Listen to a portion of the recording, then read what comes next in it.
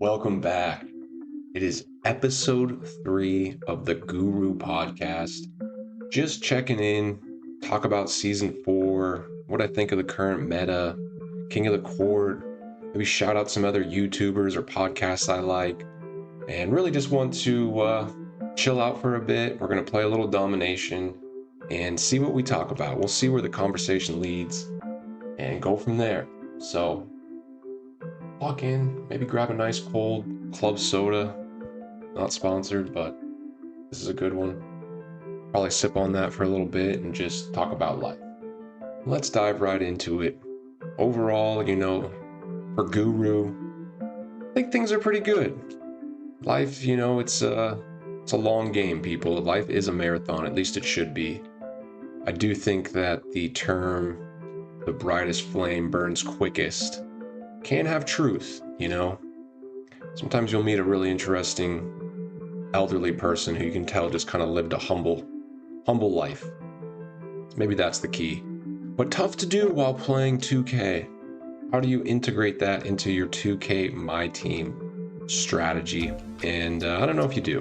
Maybe this is an opportunity to break free of that mold a little bit. Who knows? But I guess one way to do it would be just to make sure you're having fun while you're playing.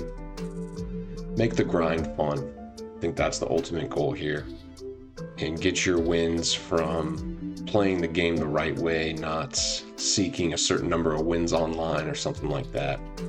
But of course, the wins online are pretty sweet too. So season 4 is live and well. My thoughts are it's really a great season. It's funny because season 3 to me was really good, and I think a lot of people gave it good reviews. Like DBG made a video saying it's like the best season out there. I'm an optimistic guy, all right? I think the worst season of the year maybe was season 2 because the exchange rewards were so bad that they even had to upgrade them. And even now, think how many people are using season 1 reward cards like Sigma and Kid. I still see people using those cards, but no one's using any season 2 card. I think I've seen one game where someone was using a season 2 card. So the point is, season 2 maybe was underwhelming, but season 3 had some great cards. And like cards that would be used, like Tom Gugliotta, Joe Smith, those cards will be used for a little bit. Those exchange, or the Winter Festival cards, those cards will be used. Jabari Smith, Ray Allen, people are going to use those well into season 4. We'll see when the next festival comes and the type of good cards they give us from that. And so season 3, overall was very good. Even season 2, I was still having fun. I'll be honest, season 2, I did grind a little bit of my career because there wasn't as much to grind. There really wasn't. But season 3, I haven't played my career in a long time. There's been more than enough to grind with this channel going. I've been fully locked into MyTEAM. And I think season 4 is picking up right where it left off. And it goes back to some of the points I made in one of the videos of this is really the sweet spot for 2K MyTEAM. It only kind of gets better from here for the next couple months. NBA itself picks up, more and more cool cards. We're going to start seeing, a bunch of good Dark Matters, which will make Galaxy Opals way more affordable.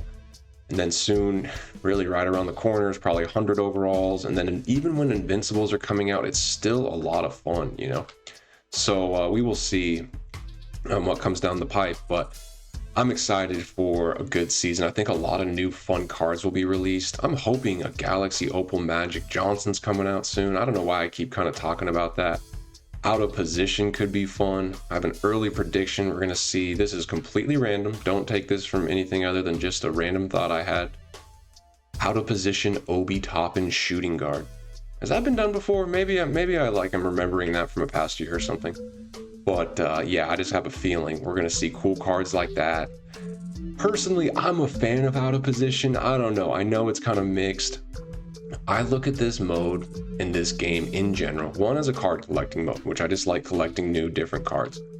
But I do consider it a fantasy mode. This is a fantasy mode where Shaq can shoot threes, Dwight Howard can shoot crazy fades. This is a fantasy mode, so we just kind of accept that, and it's like a mix between, and I play, some fantasy games sometimes. I've played some RPGs and character building games. So I kind of look at it from that lens where it's a bit of a fantasy world. Not everything's realistic all the time. And that's why I kind of like out of position. There was a year it was Ben Wallace shooting guard. He had a dynamic duo with Chauncey Billups point guard. And this is when we had Clutch Time Online, and I ran them for so long as my Clutch Time Online point guard shooting guard. And Ben at the 2, and he was very serviceable shooting with Chauncey running point. It was such a good duo. So I like fun things like that. We will see if when, I'm sure out of position's coming at some point, and how game breaking. Usually the first drop of out of position isn't too game breaking. It's usually out of position 2 that has some real game breaking cards. And the truth is, like, once it comes, I mean, certain lineups are just going to have out of position cards for the rest of the year. They just put out some cool cards like shooting guard Karl Malone or something like that. Put in some 7-footer at shooting guard. Allows for some really cheesy lineups. And I guess I'll take this time annual or continual shout out for Clutch Time Online, because that is when some of those cards were really fun. Yes, in Showdown they're really effective too, but there's just something about that quick 5-minute game with a cheesy out of position lineup team. I don't know, maybe it's a good thing they took that away, who knows, just saying. So grinding away a little domination, and I'm having a really good time just because at the start of the season, there's so many things that I can stack, and I think that's what makes a good grind fun, when you can get a lot of things done at once. I think that's what hits that box of like, this is a worthwhile thing to grind. And that's what I think we have right now at the beginning of season 4. So overall, yeah, I'm not getting into too many details. I think there's some great cards out. We got the Jaden McDaniels, we got a Galaxy Opal exchange. All of the season exchange pieces are good. Russell Westbrook, I guess these are some details, but yes, getting into details, the Russell Westbrook is super good. That Candace Parker, like, that is a crazy card. And we talked about this as well. We're gonna see WNBA players being meta and being able to dunk like windmill type dunks, because once 100 overall cards come out, every card gets 100 in every stat. So there's going to be pretty much every WNBA card. I mean, even cards that are like 5'7", if you have 100 driving dunk, you'll dunk. And so we're going to see a lot of interesting dunks, essentially, by some cool WNBA cards. So I think that's something to, it's the first year. We'll all kind of experience that for the first time together. We've seen it in FIFA. Like, FIFA does a good job of incorporating male and female players. And the female players in FIFA are equally as good, if not better, than some of the male players. Like, when you're running a top tier meta lineup in FIFA, you absolutely can have multiple players from, female leagues and male leagues. And we haven't quite seen that yet in 2K. It's still the first year. Though I did hear stories. We had one viewer who said he matched up against a complete WNBA team in Showdown, and the player was super good and played really well and ended up winning the game. So that can happen. They're out there. I myself have matched up. I played with an Angel Reese, and the player A was named Angel Reese Lover. This was in the video. And they hooped. They absolutely hooped. We won like 4 in a row with Angel Reese. And I was like, dang, this card can hoop, and this card can absolutely dunk. So there's already, cards in the game with that Angel Reese, and only more to come, that have some, unrealistic dunking, which is cool. Like I said, this is a fantasy game, so I'm kind of all for it. And if there is a time where, maybe out of positions, they give us like Jonquel Jones, I think she plays for the New York Liberty, 6'6". They give us an out of position Jonquel Jones at point guard. I don't know. We might see some interesting things.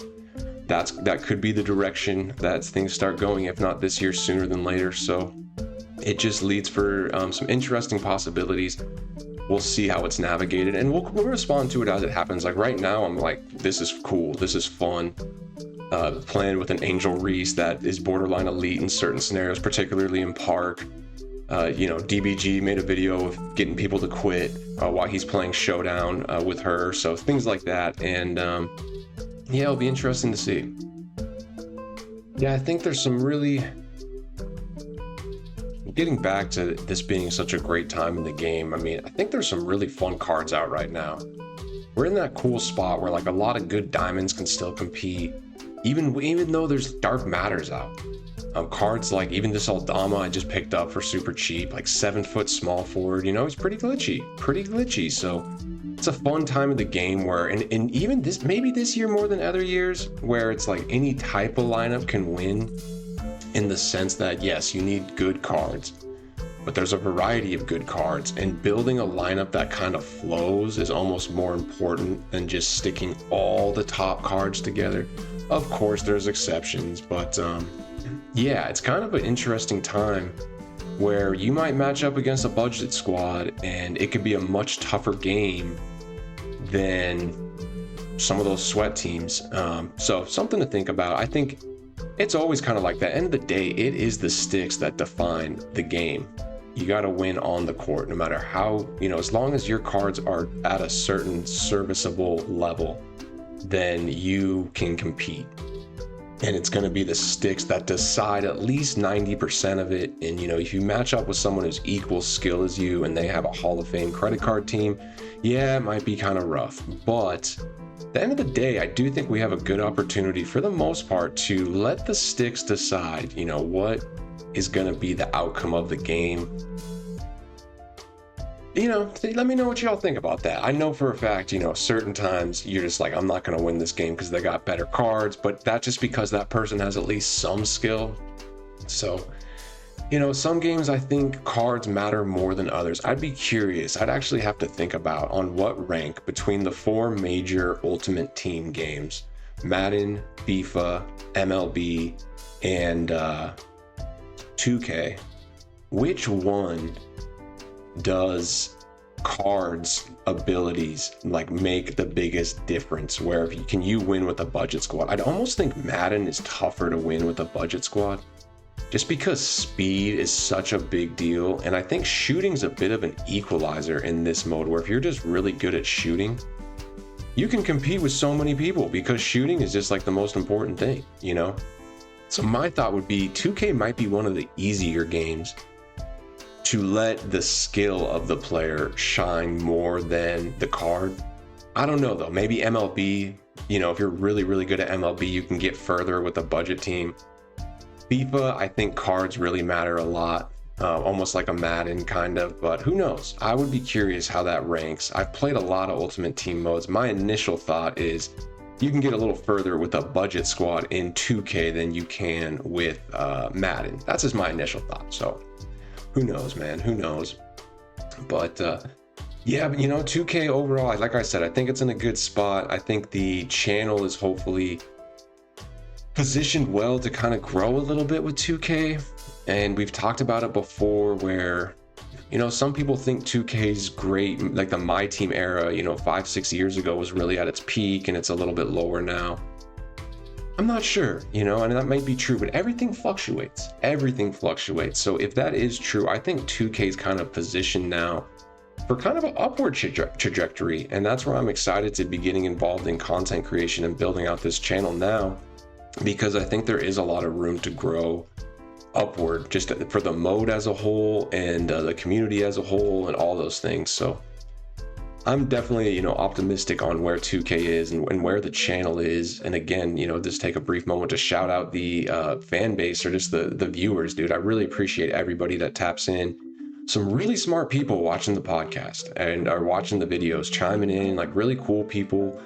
I'm learning stuff from you guys all along the way, but some of my favorite times is like on live streams when people are just sharing information and going off each other. And I'm just sitting back, just reading it out loud, making sure everybody's catching everything. That's like some of my favorite times. So it's been a lot of fun doing stuff like that. And hopefully we get to do more. And that's my goal for the channel, is daily videos. I want to keep doing daily videos. I want to be as, live streaming four times per 7 days. Be honest, I don't like to say the word week too much. So like 4 times per week. And I just do believe in some like word association. Like, why do we have to say that word all the time? So sometimes I refer to 7 days as strong. So 4 times per strong, but we'll just say 4 times per 7 days. Hopefully that all makes sense. But yeah, I'm trying to do, 4 live streams per 7 days, daily videos, and this is a bi-monthly podcast, so I'd like to release this twice a month. And I usually do it Friday nights, but we had the new season and all that good stuff, so I postponed it. We'll release this Sunday night, January 11th, 111. That's pretty cool. And hopefully keep doing things like this and keep thinking of some like unique ideas. We're definitely going to keep doing the daily videos. That's the bread and butter of the channel, and that's going to be the identity I want to keep leaning into. But I do want to balance that with some fun, I call them like period pieces, just like fun videos. Like when I did the Win 10 Showdown games with the Reward Squad, I did a video on how to win in Park, the video where I just go through my King of the Court lineup. I got to keep making some additional content, and a lot of the MyTEAM YouTubers, some of these guys are posting 4 or 5 videos a day, but they post a lot shorter videos. So my strategy is kind of one video, but it's a bit more long form content, and then I still do need to balance it with some, not like fluff, but like some variance. I got to mix it up a little bit. I still got to have some other content. Some ideas are floating around. The one idea I've talked about a little bit on live stream is logging back into 2K25, because I think it's just so interesting to show what the end looks like. Like eventually 2K26 will turn into 2K25. We'll have 2K27, and this account will just be a memory. All the work we put in, it does kind of go away. We still don't have a game that just, is on a like season cycle continuously. We still have a new release every year. Games like Fortnite, they don't come out with a new Fortnite. They just come out with like a new season or something like that. So maybe one day 2K will go that direction. Probably not, to be honest. Who knows though? So because we get a new game every year, eventually we put down the old game. And man, my 2K25 account was so stacked. I forgot how stacked it was. I was fully no money spent in 2025. I didn't, I think I did the Pro Pass actually. I did like the Pro Pass a couple times. Didn't play as much as I'm playing this year. I actually joined the game a little bit later. But my account was super stacked, and I spent all my MT at the end of the year on some really good GOAT cards. So I have GOAT Magic Johnson, GOAT Giannis, and GOAT Wemby just sitting in my collections, kind of just, waiting, wondering, Big D Guru, when are you going to come back and play with me, man? So I did actually log in and play a random game in Park the other day, and used Wemby and played with a couple randoms and had a fun game. We matched up against a really sweaty squad with like GOAT Wilt and GOAT Porzingis, and then my team was like Dark Matter LeBron. Dark Matter LeBron was still playing, which was cool. And we went toe-to-toe for a bit, and they ended up winning. But it just got the brain clicking a little bit. I'm like, it'd be fun to do a little series, like go back into NBA. If I made kind of a story out of it and like go back into NBA 2K25 with a mission, like win a certain number of games in Park, or part of me wants to sell the Wemby at one point, which will still go for a lot because there's none on the market. And if you look on the auction house in NBA 2K25, it's still active. There's people. There was the GOAT Giannis was going for like 400 or 500K with 20 hours left, so they still have plenty of time. And I'm not even sure what GOAT Wemby would go for. So I could probably get like a few million MT, and then I want to maybe rip them all in packs just to show, what you typically get out of 2 million MT in packs, because I'm a big proponent of not doing that. So it'd be kind of a social experiment, but then part of me is like, wait, I don't want to even, put that into the air of being like, look, this is what happens when you rip packs. Don't do this, but here's me ripping packs. It's kind of counterintuitive a little bit. So we'll have to think about that and how we navigate it. I do need to make sure I'm getting 22 points with my boy Aldama, who is a fun card. He has 25 and he's shooting. All right, we should be good then. Got to get these crest challenges done, guys. Got to get these crest challenges done. And so, yeah, that's one idea for a period piece, going back in time to 2K25 and seeing what the past looks like and realizing one day this 2K26 account will be just a memory, and maybe a game I log into a year from now being like, man, look at this account. It's kind of an eerie feeling just thinking about that. I don't know. So we'll see, but I want to come up with more fun ideas, whether it's just themed around, like King of the Court and events like that, or themed around more out of the box ideas like making videos about 2K25. we got to stay creative. That's important, and that's one of the real benefits of me starting this channel and doing this channel is I've felt my creativity kind of grow a little bit. I've been feeling a little bit more creative than usual, and ideas are flowing. So that's kind of cool, just to have something to be passionate about and exercise my mind. I think it's important. It's not always easy in life. I'm sure a lot of people can relate, like finding things to actually really care about and go all in. You know, when you're in school, it's pretty straightforward sometimes. You're like, look, I'm just going to lock in on school. You know, if I'm in college, I probably want to try to make a little money on the side, you know, work something, maybe wait tables. If I'm just in high school, I really just need to lock in on school and maybe sports. But then when all that goes away, you still got to find something to care about. And I know a lot of people that play this game might be, you know, 20s and 30s, and they got to find things that really, you know, tickle the passion, so to speak. And even younger people, 100%, like in high school, you're still trying to find your way and try to find, you know, what you're going to be passionate about. And sometimes school really doesn't. You're like, I'm not passionate about this. And there's so many people I know that were not the best in school, but are still really successful. And there's plenty of people I know who were complete mess ups in high school, and then they turned into mess ups in real life too. But for sure, it's not a guaranteed indicator. There's plenty of people I know who were not the best students, but got through it, and then outside of school have started their own business or have really found their way in a certain niche that they're really successful at. So I think that's important for everybody, is just to find things to be passionate about. And this game is definitely one of them. Like the reason I started, I was like, I'm playing this game so much. I'm obviously enjoying it. Let's make some content. Let's try to help people along the way. And that was some motivation. And hopefully I can find other things in life like this too. And I have them, you know. I try to stay active, good workout routine, animals, home life, things like that. It all blends together. It all becomes hopefully a happy, peaceful life. But it starts with just finding things to care about, you know. So with that, just do your best. Try to have fun. Whether it's this game or outside this game, just do your best to have fun and keep things moving, keep things grooving. And, you know, outside this game, life's overall good. I guess one thing I've been getting into, it's been a while now.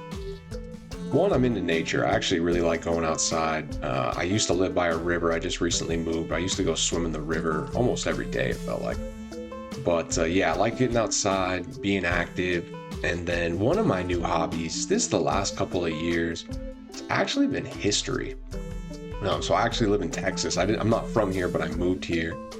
And there's just such interesting history here, like back in the 1800s, you know, people moving west and just such interesting things happen. So that's been interesting. But one podcast I'll shout out is Fall of Civilizations. If you guys are like me, and this is not a sponsor or anything, he has no idea who I am. Just a fan. And because we were talking about this on the on the live stream, you know, a lot of people falling asleep to a peaceful video these days. You know, I'm guilty of it. Maybe some of y'all even fall asleep to these videos. Maybe someone's falling asleep listening to this right now. Who knows? But usually I'm, you know, in bed at a decent time, but we'll watch 1 or 2 videos before I go to bed. And then I put on a history podcast as I'm falling asleep. And it's pretty cool. It's all about these ancient civilizations and as much information as they can have on them and some of the things that they did. And it's really cool. And one story that caught my attention was from Constantinople. And the story goes, it was in like year 497 BC, or no, 497 AD. So not BC, so about like 1500 years ago, give or take.